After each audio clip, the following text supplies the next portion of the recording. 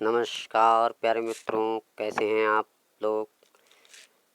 आज मैं आपके सामने कुंडली में बनने वाले कुछ महत्वपूर्ण सूत्र लेके आया हूँ जो आप कुंडली में अप्लाई करके देख सकते हैं। तो मित्रों, जैसा कि आप देख रहे हैं, आपके सामने एक लगन कुंडली है जिसके पहले भाव में 1 नंबर की गिनती लिखी हुई है। मित्रों, इसी गिनती को आप एंटी क्लॉकवाइज लिखते हुए देखते हुए चले जाएंगे तो 2 3 4 5 6 7 8 9 10 11 12 तक सब गिनती लिखी हुई है। मित्रों, ये उनके लिए है जिनको बेसिक की जानकारी बिल्कुल भी नहीं है, जो कि मेरे चैनल पर इस समय नए जुड़े हुए हैं।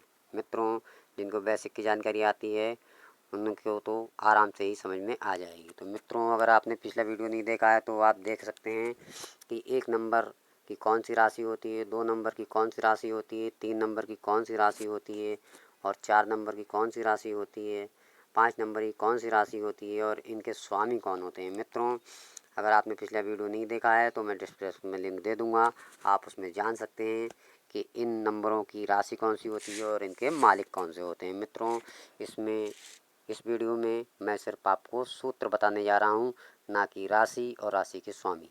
ठीक है मित्रों, जैसा कि आप देख रहे हैं, पहले भाव में 1 नंबर की गिनती लिखी हुई है जिसके स्वामी मंगल देव होते हैं और राशि मेष होती है। तो मित्रों, अगर इसी कुंडली में लग्नेश अगर किसी भी कुंडली में लग्नेश अपने से द्वादश भाव में चले जाएं, जैसा कि मैं आपको दिखा जैसा कि आप देख रहे हैं, लग्नेश मंगल देव होके 1 नंबर की राशि मेष राशि के स्वामी मंगल देव अपने से 12वें भाव में बैठ गए जाके, तो मित्रों ये एक अभियोग बन जाता है। कुंडली में अगर लग्नेश 12वें भाव में चले जाएं तो ये एक अभियोग बन जाता है और इस योग का क्या फल मिलता है ये जानते हैं।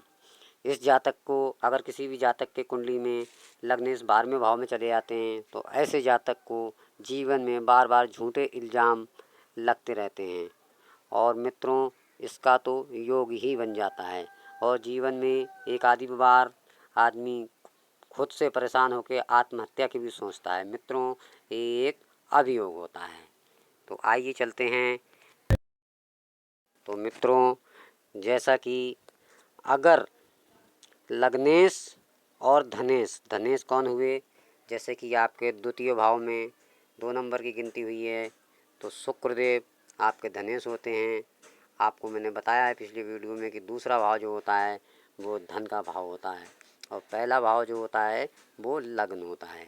तो मित्रों, जैसा कि आप देख रहे हैं, पहले भाव में 1 नंबर और दूसरे भाव में 2 नंबर की गिनती लिखी हुई है।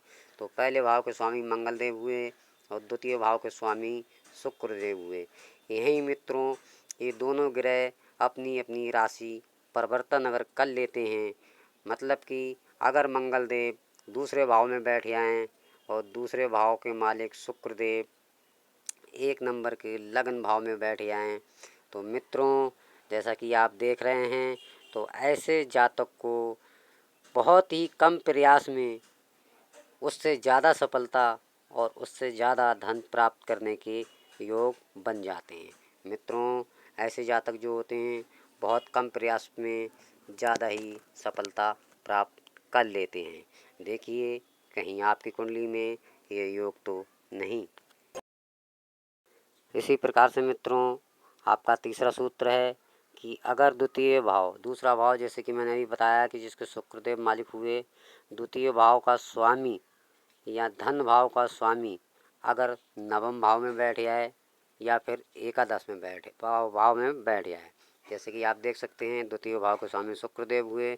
आप पहले खाने से गिनेंगे लगन से, तो शुक्रदेव 9वें घर में बैठे हैं या फिर एकादश भाव में जो दिखाई पड़ रहा है, आपको दिख रहा है, मैंने लिख रखा है।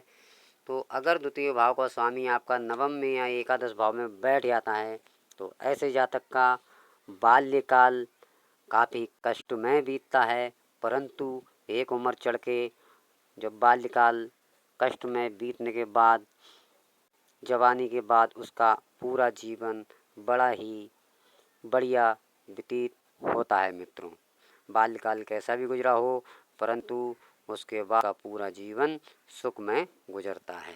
तो मित्रों जैसा कि आप देख रहे हैं लाभ भाव में एकादश भाव में इस कुंडली में सूर्यदेव बैठे हुए हैं। मित्रों मैंने ये पहले ही बता दिया है आपको कि मैं किसी कुंडली पे अप्लाई नहीं कर रहा हूँ, इसमें सिर्फ भाव के फल बता रहा हूँ मैं। आपकी कुंडली में कोई भी गिनती हो सकती है, परंतु ये भाव फल हैं।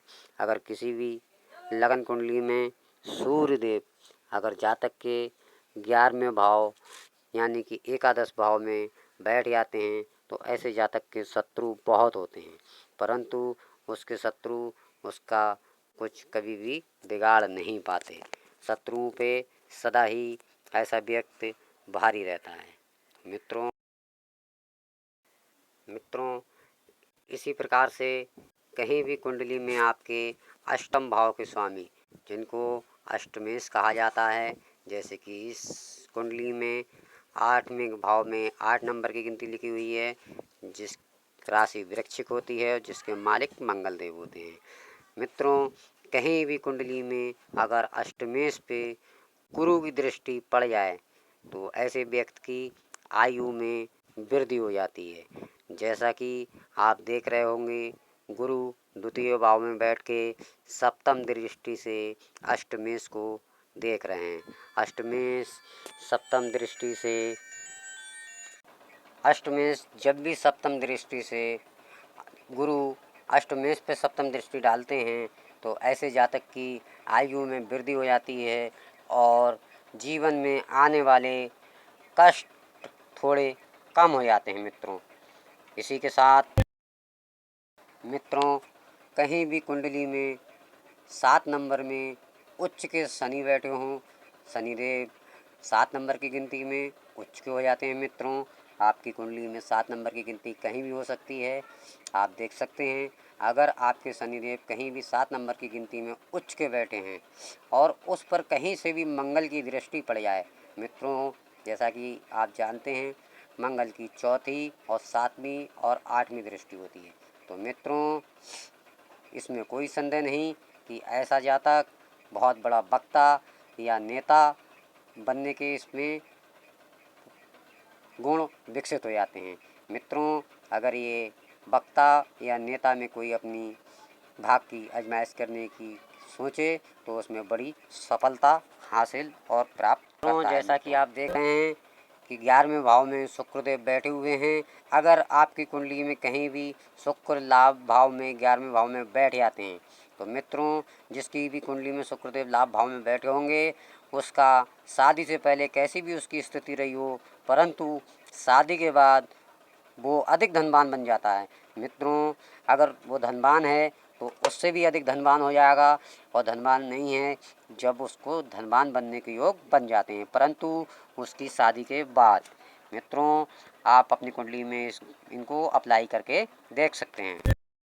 मित्रों कुंडली में कहीं भी आपके शनिदेव अगर 2 नंबर की गिनती में लिखे हैं, मित्रों मैंने पहले ही बताया आपको कि आपकी कुंडली में कोई भी नंबर लिखे हुए हो सकते हैं। मैं ये नंबर पे बता रहा हूँ। कुंडली में आपके शनिदेव की 2 नंबर की गिनती कहीं भी लिखी हुई हो सकती है, और शनिदेव अगर 2 नंबर में विराजमान हैं तो ऐसे जातक को अचानक ही बहुत गुस्सा आता है और वो गुस्से में सिर्फ अपना ही नुकसान करता है। मित्रों ऐसा जान लें। और प्यारे मित्रों अगर कुंडली में कहीं भी 8वें खाने में मतलब 8वें भाव में आप लगन से गिनेंगे प्रथम भाव, द्वितीय भाव, तृतीय भाव, चतुर्थ भाव, पंचम भाव, छठा भाव, 7वां भाव और 8वां भाव मतलब अष्टम भाव में कहीं भी आपके अगर कुंडली में केतु बैठ जाते हैं तो ऐसा व्यक्ति जीवन में अचानक धन लाभ कई बार कर लेता है, और ऐसे व्यक्ति की रुचि जुआ सट्टा आदि में भी रहती है। और मित्रों ऐसे व्यक्ति के अंदर आध्यात्मिक अपने आप ही उत्पन्न रहता है। काफ़ी पूजा पाठ में भी ऐसा व्यक्ति देखा गया है। और मित्रों अगर यहीं कहीं अष्टम भाव में 1 नंबर की गिनती हो या 2 नंबर की गिनती हो या 3 नंबर की गिनती हो या 6 नंबर की गिनती हो या 8 नंबर की गिनती आपके अष्टम भाव में लिखी हो तो जातक को पेट संबंधी बीमारी परेशान करती रहती हैं, जिसमें केतु देव का बहुत बड़ा हाथ होता है। परंतु मित्रों, अष्टम भाव में 1 नंबर, 2 नंबर या 3 नंबर या 6 नंबर या 8 नंबर की गिनती होना चाहिए जब पेट संबंधी बीमारी केतु देते हैं। ठीक है मित्रों, तो इसी के साथ मिलते हैं नेक्स्ट वीडियो में नेक्स्ट सूत्र के साथ। मित्रों, चैनल को सब्सक्राइब जरूर करना। ये सब्सक्राइब करना क्या होता है, ये वोट होता है। आप मेरे चैनल को वोट करें। जो वीडियो के नीचे सब्सक्राइब बटन लिख के आ रहा है लाल कलर से, उस पर उंगली दबा के उसको काला कर दें। मेरे चैनल को वोट मिल जाएगा, जो कि बिल्कुल फ्री है, आपका कोई पैसा खर्च नहीं होना है। तो मित्रों, चैनल को वोट जरूर करें, सब्सक्राइब के बटन पे उंगली प्रेस जरूर करें। मिलते हैं नेक्स्ट वीडियो में। नमस्कार।